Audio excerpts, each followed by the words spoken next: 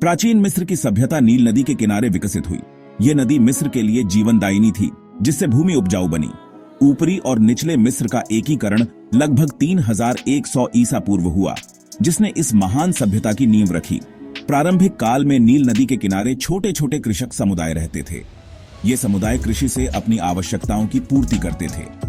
नील नदी प्रतिवर्ष बाढ़ लाती थी, जिससे भूमि उर्वरा बनी रहती थी। इस नियमितता ने स्थायी जीवन और अतिरिक्त अन्न उपजाने का अवसर दिया। ऊपरी और निचले मिस्र का एकीकरण मेनेस या नारमेर नामक शासक ने किया। इस घटना ने एक केंद्रीयकृत राज्य की स्थापना की और मेम्फिस को राजधानी बनाया गया। राजा को ईश्वर का प्रतिनिधि माना जाता था। नील नदी प्राचीन मिस्र की रीढ़ थी। यह सिंचाई, कृषि और परिवहन का मुख्य साधन थी।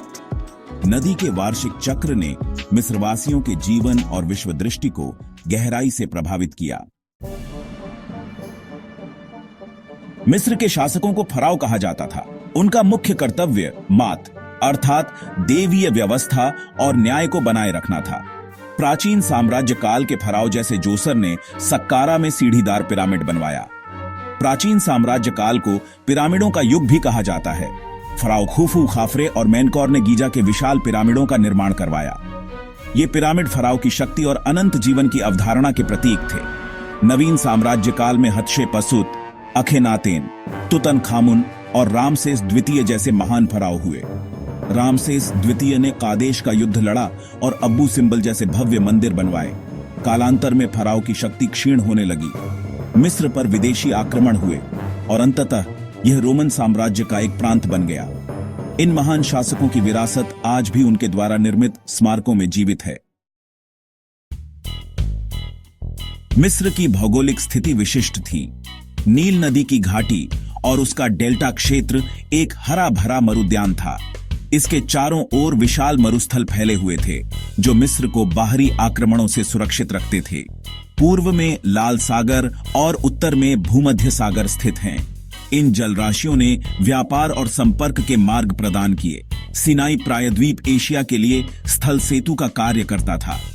मिस्र दक्षिण में नूबिया, पश्चिम में लीबिया तथा सिनाई प्रायद्वीप या समुद्री मार्गों से लेवेंट और मेसोपोटामिया की सभ्यताओं के साथ व्यापार करता था।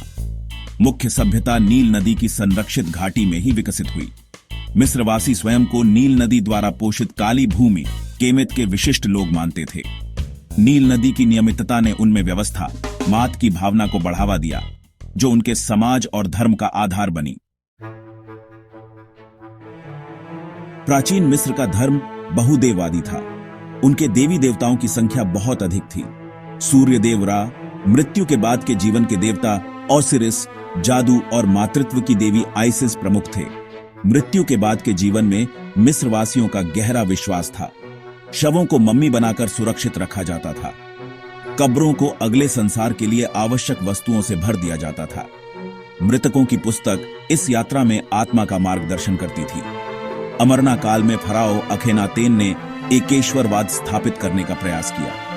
उन्होंने सूर्य चक्रिका आतेन की उपासना पर बल दिया। यह प्रयास अल्पकालिक रहा और उनकी मृत्यु के बाद पारंपरिक धार्मिक मान्यताओं को पुनः स्थापित कर दिया गया। बाद के काल में मिस्र में अन्य धर्मों का भी प्रभाव पड़ा। रोमन काल में ईसाई धर्म का आगमन हुआ और 7वीं शताब्दी में इस्लाम धर्म का प्रवेश हुआ। आज मिस्र मुख्यतः एक मुस्लिम देश है, जिसमें एक महत्वपूर्ण कॉप्टिक ईसाई अल्पसंख्यक समुदाय भी निवास करता है।